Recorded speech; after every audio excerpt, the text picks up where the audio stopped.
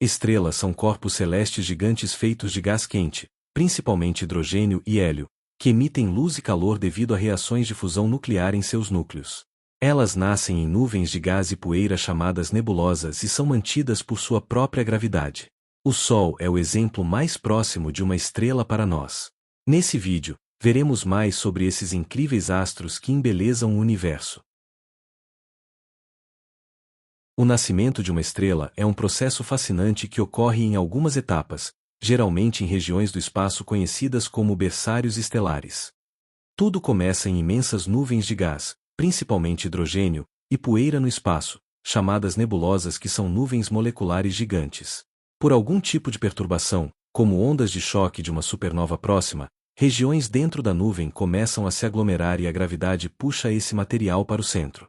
À medida que o material cai para dentro, ele é comprimido e o atrito entre as partículas gera calor.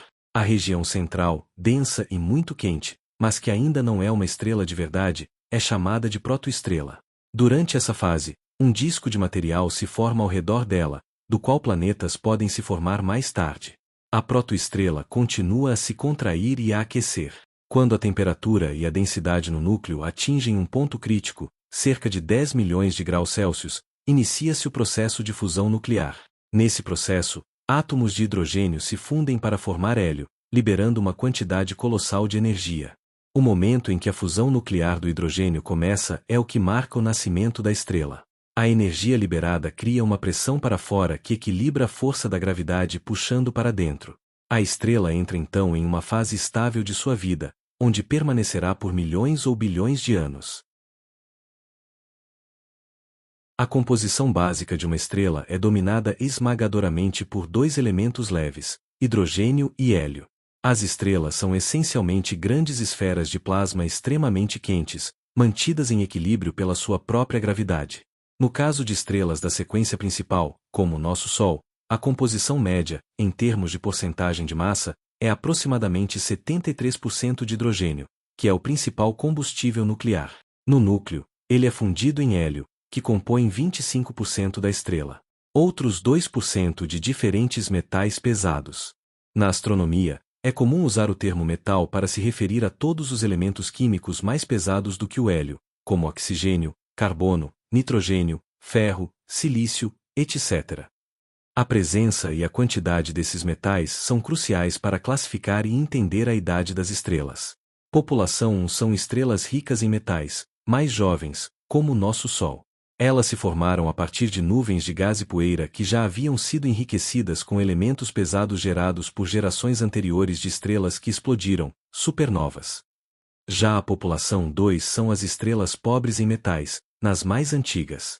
Elas se formaram quando o universo era jovem e o material interestelar continha quase apenas hidrogênio e hélio. Durante a maior parte da vida de uma estrela, o hidrogênio se transforma em hélio. Em estágios mais avançados, estrelas maiores podem fundir hélio em carbono e, depois, oxigênio. Somente as estrelas mais massivas conseguem criar elementos como o ferro em seus núcleos. Quando essas estrelas explodem em uma supernova, a energia e a pressão extrema geradas durante o colapso criam todos os elementos mais pesados que o ferro, como ouro e urânio, e esses elementos são então dispersos no espaço para formar novas gerações de estrelas e planetas. Assim surgem todos os elementos do universo, incluindo o ferro do nosso sangue. Existe uma grande variedade de classes e subclasses de estrelas, que são classificadas de diversas maneiras, geralmente com base em sua temperatura, cor, luminosidade e tamanho, que estão intimamente ligados à sua massa e ao seu estágio evolutivo. A estrela azul é a maior, pertencente à classe O, as azul-branco são da classe B, a branca representa a classe A, já a amarelo-branco ficam na classe F, amarelo na classe G, laranja claro na K, vermelha na M. Outro fator interessante é que quanto mais fria é a sua cor, maior é a estrela e maior a temperatura. Quanto mais quente a cor, menor ela é e menos quente. Uma estrela azul é uma estrela caracterizada por ser extremamente quente, massiva e luminosa. Na classificação estelar, espectral, elas possuem uma coloração de azul e azul esbranquiçado.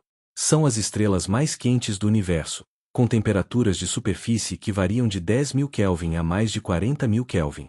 A cor azul é um indicador direto dessa altíssima temperatura. Possuem uma massa muito maior que a do Sol, podem ter dezenas, ou até centenas, de vezes a massa solar. São incrivelmente brilhantes, emitindo de milhares a milhões de vezes mais luz que o Sol. Devido à sua intensa luminosidade, muitas estrelas azuis podem ser vistas a grandes distâncias. Devido à sua massa enorme, a pressão gravitacional em seus núcleos é altíssima. Isso faz com que elas queimem seu combustível de hidrogênio em hélio em uma taxa extremamente acelerada. O ciclo de vida de uma estrela azul é muito curto em termos astronômicos, durando apenas alguns milhões de anos. Um exemplo de estrela azul é Rigel, uma supergigante azul na constelação de Órion. A temperatura de uma estrela branca é quente, variando tipicamente de 7.500 Kelvin a 10.000 Kelvin, sendo mais frias que as estrelas azuis. O pico de sua emissão de luz está na faixa azul-verde, o que resulta na cor que o olho humano percebe como branco. Geralmente possuem de 1,5 a 3 vezes a massa do Sol e são muito mais luminosas, de 10 a 100 vezes mais brilhantes. Têm vidas mais curtas que o Sol, na ordem de algumas centenas de milhões a 1 bilhão de anos. Um exemplo é Sirius, a estrela mais brilhante do céu noturno.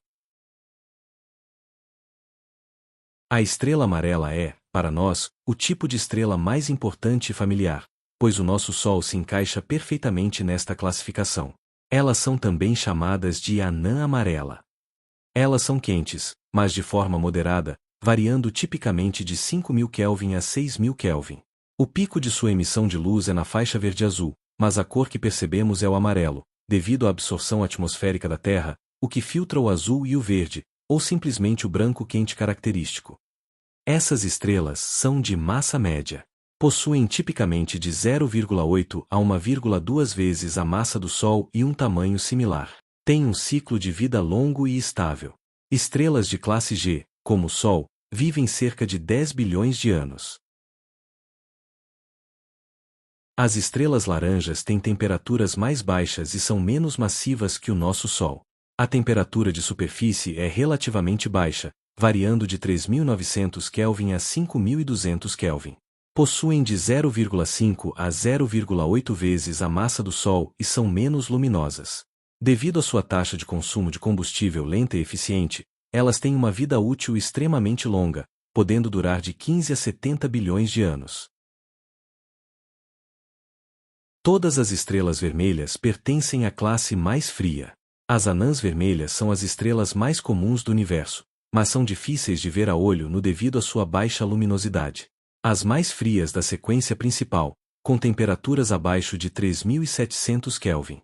São estrelas de baixa massa, 0,08 a 0,6 vezes a massa do Sol, e tamanho pequeno. Emitem baixa luminosidade, emitindo bem menos luz do que o nosso Sol. A expectativa de vida é extremamente longa. Devido à sua lenta queima de combustível e à convecção interna, que reabastece o núcleo, elas podem durar trilhões de anos. Nenhuma anã vermelha ainda atingiu o fim de sua vida no universo.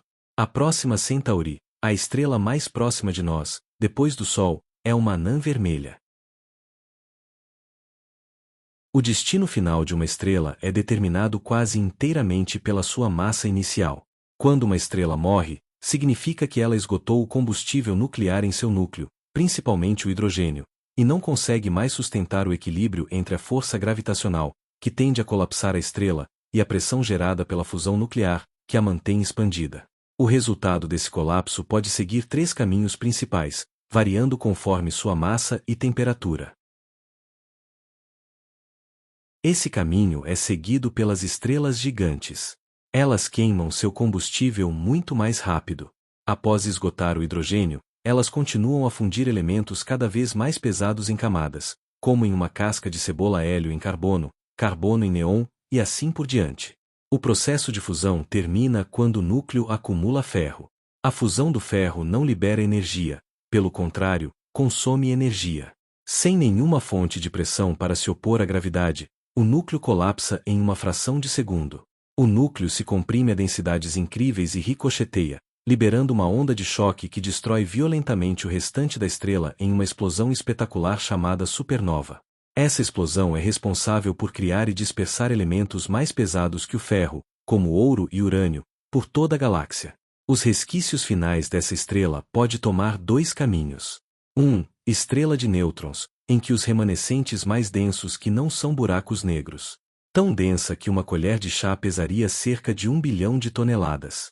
E 2. O colapso gravitacional continua além de qualquer força de pressão conhecida, formando uma singularidade onde a gravidade é tão forte que nem a luz pode escapar, formando assim um buraco negro.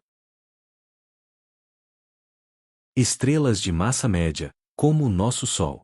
Quando o hidrogênio no núcleo acaba, a fusão cessa e o núcleo de hélio começa a se contrair sob a gravidade, aquecendo-se. Esse aquecimento faz com que a fusão de hidrogênio comece em uma camada ao redor do núcleo. A energia liberada expande as camadas externas da estrela drasticamente, e ela se torna uma gigante vermelha, a superfície esfria, ganhando uma cor avermelhada. No caso do nosso Sol, engolirá Mercúrio, Vênus e possivelmente a Terra nesta fase. Após a fase de gigante vermelha, a estrela ejeta suas camadas externas de gás e poeira para o espaço, formando uma bela e brilhante nebulosa planetária. O nome é enganoso, não tem nada a ver com planetas.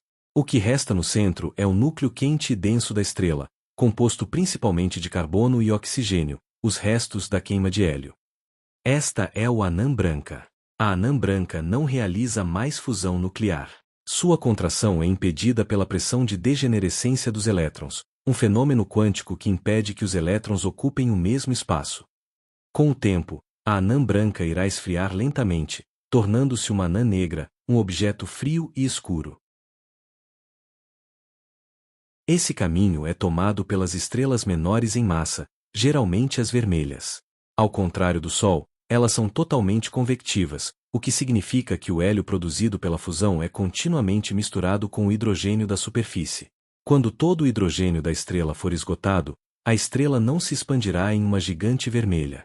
Em vez disso, ela irá simplesmente contrair-se lentamente, esfriar-se gradualmente, diminuindo o brilho, e tornar-se uma anã branca de hélio. O núcleo é de hélio, pois nunca atingiu a temperatura necessária para fundi-lo em carbono.